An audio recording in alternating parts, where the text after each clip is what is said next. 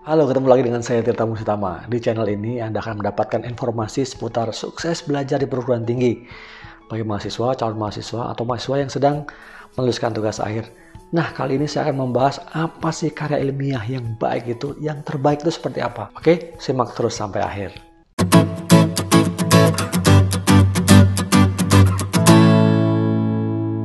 Sebagai mahasiswa, dimanapun tahapan pendidikan Anda, apakah S1, S2, S3, tentu salah satu kelulusan syaratnya adalah membuat karya ilmiah. Nah, karya ilmiah ini memang memiliki syarat-syarat tertentu sesuai dengan kaidah ilmiah.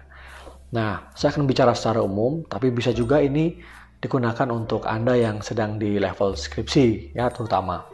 Baik, menurut saya nih, setelah saya pelajari pengalaman dan juga berdasarkan pelatihan atau segala macam pembelajaran yang saya alami, saya menyimpulkan ada 5 hal ya berkaitan dengan satu karya ilmiah yang baik. Dalam hal ini mungkin pasnya skripsi ya, buat Anda yang lagi skripsi. Baik, yang pertama, skripsi ini adalah merupakan bentuk karya Anda, perwujudan dari ide-ide rasa ingin tahu Anda. Anda mau meneliti apa sih? Nah, saya lakukan dengan skripsi ini. Nah, tentu dilakukan dengan kaidah-kaidah ilmiah ya. Gitu. Jadi bagaimana memenuhi rasa ingin tahu Anda dan juga membuat ide-ide Anda itu bisa terwujud. Anda ingin tahu hal yang sederhana, silahkan. Anda ingin tahu hal-hal yang lebih rumit, silahkan. Ya. Anda ingin memecahkan masalah, silahkan. Anda ingin mengetahui sebab-sebab satu fenomena, silahkan juga. Yang penting apa ide Anda? Yang pertama. Yang kedua, karya ilmiah ini adalah Anda kerjakan sendiri.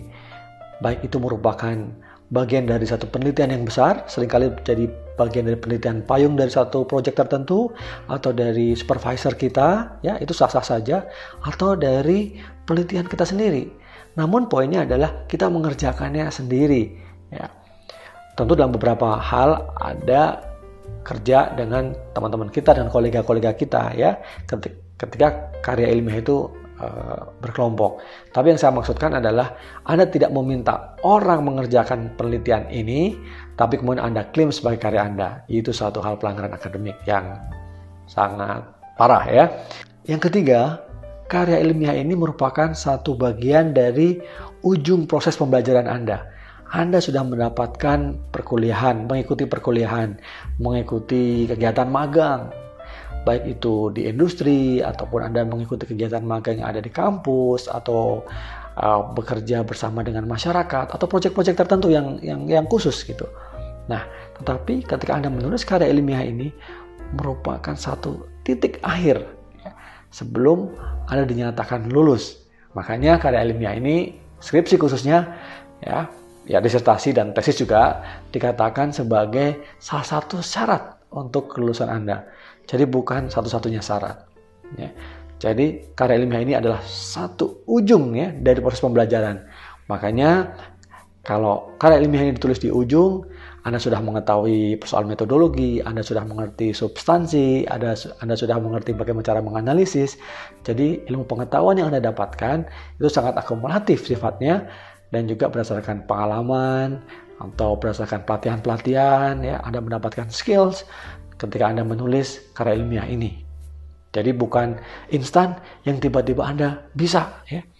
Anda juga bisa ikut karena Anda bersama dengan proyek-proyek dosen, sehingga dosen memberikan masukan, dosen memberikan pembelajaran, ya, coaching ke Anda, mentoring ke Anda, sehingga kalian bisa menuliskan karya ilmiah ini. Yang keempat, karya ilmiah harus sesuai dengan kemanfaatannya.